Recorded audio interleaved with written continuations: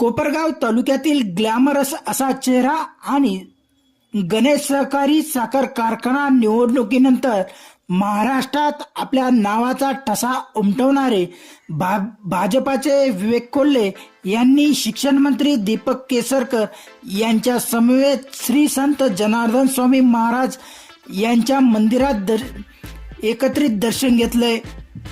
जुनी पेन्शन योजना लागू करण्याच्या मागणीसाठी राज्यस्तरीय अधिवेशनाला भेट देण्यासाठी मंत्री केसरकर आले होते. त्याचवेळी युवा नेते विवेक कोल्हे देखील आले असता मंत्री दीपक केसरकर यांच्या समवेत श्री संत जनार्दन स्वामी महाराजांचं एकत्रित दर्शन केलंय. काही दिवसापूर्वी राष्ट्रवादी पक्षाचे सर्वेसर्वा शरदचंद्र पवार यांच्या गाडीतून विवेक कोल्हे यांनी प्रवास केला होता.